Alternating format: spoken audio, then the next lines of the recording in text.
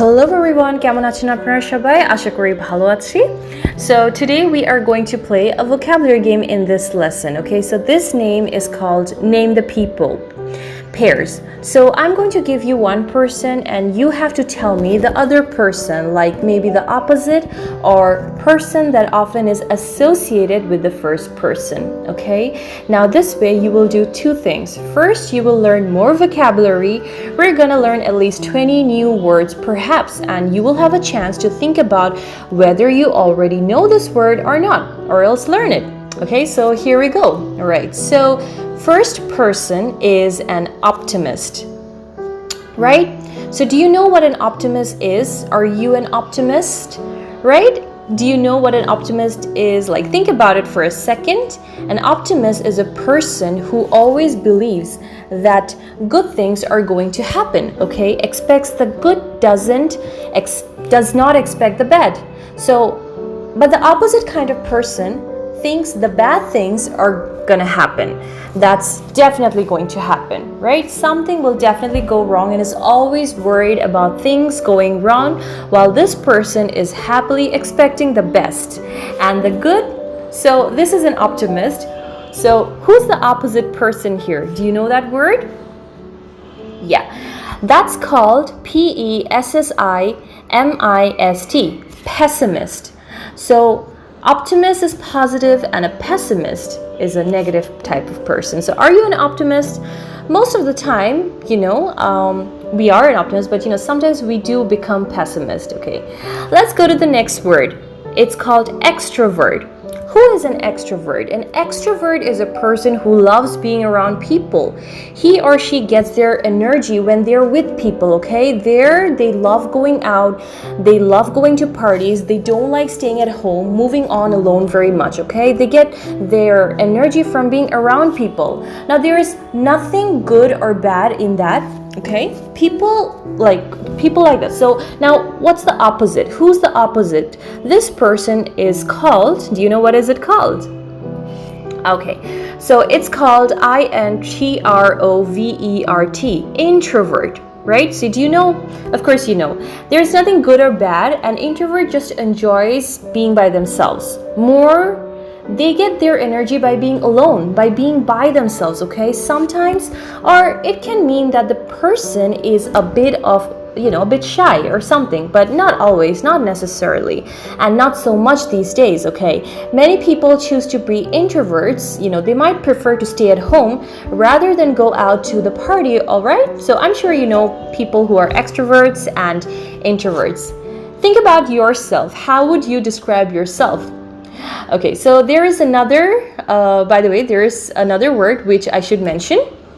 So that word is called ambivert, right? That's how, ambivert is actually somewhere in the middle, okay? It's an extrovert and introvert in the middle. So people who like to be alone and people who like to go out too. So I'm somewhere in between, actually. So if you can pick up that vocabulary word as well. So otherwise, make sure you know these pairs, all right? The next word is landlord or landlady, okay? So it's the person who owns some property and usually rents it out, perhaps to some part, of someone else, and who doesn't own property and therefore needs to rent properly. So who is the person who rents property? Who rents an apartment, rents a house, rents a business? It starts with a T.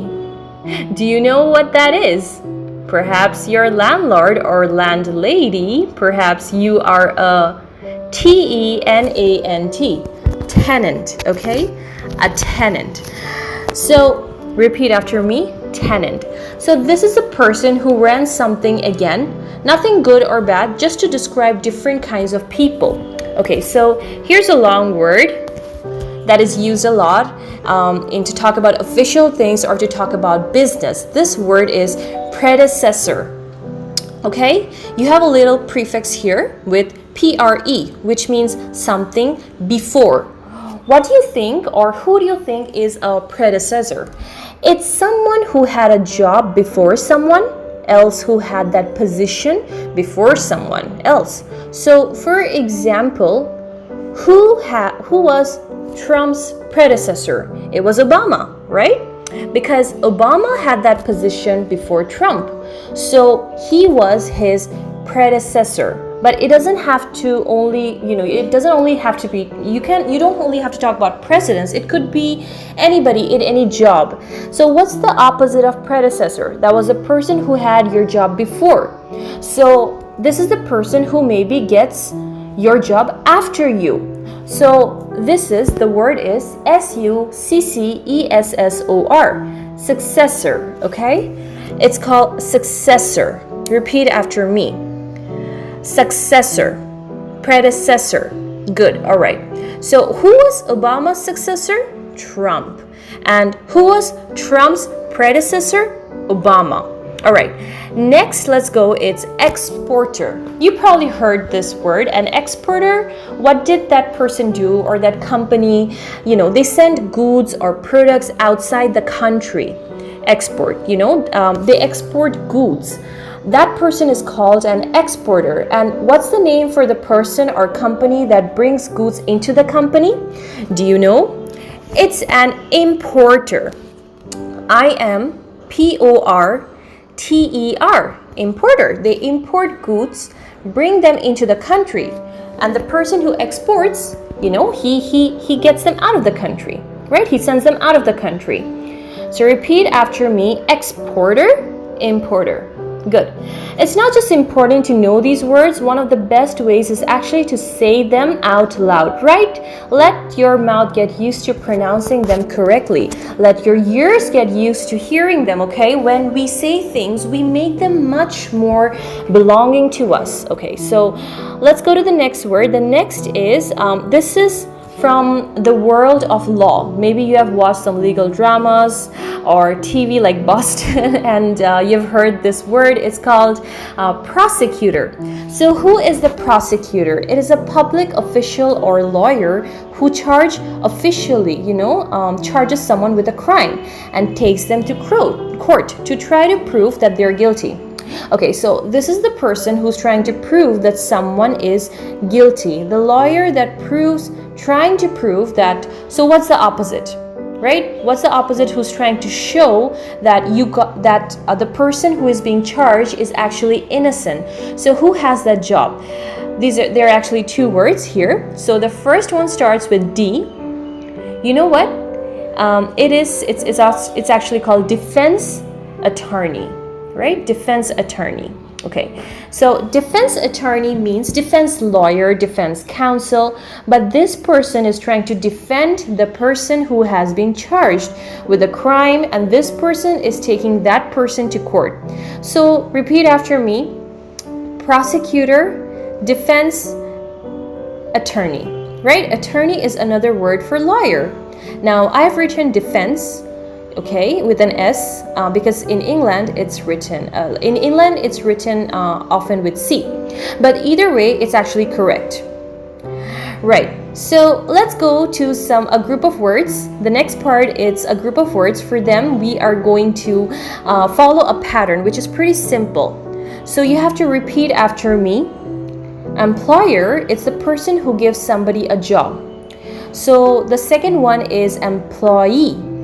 You are someone's employer. Do you give other people's job, or are you an employee? Do you work for someone? Okay, employer, employee. Trainer, trainee. The person who gives the training or does the training, and the trainee is the person who receives the training. Interviewer, interviewee. Okay, if you go for a job interview, you will be interviewed by the interviewer, and if you're the person who's being interviewed, then you are the interviewee. Okay? So you can see that these all follow a pattern with ER and the EE at the end. And also, if you have been, for any kind of this exam, these two people, the examiner and the examinee. If you're taking an exam, you are the examinee. If you're in charge of checking the exam or giving the exam, you're the examiner. So again, say these words after me. Ready? Employer, employee. Trainer, trainee. Interviewer, interviewee.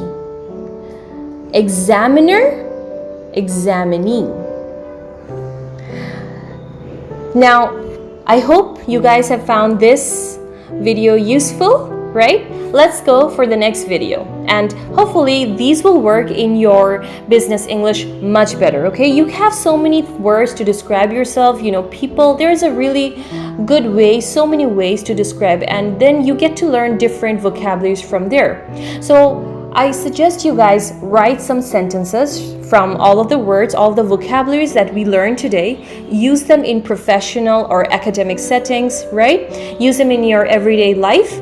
The more you speak out, the more you're going to remember the vocabularies, right? Thank you very much.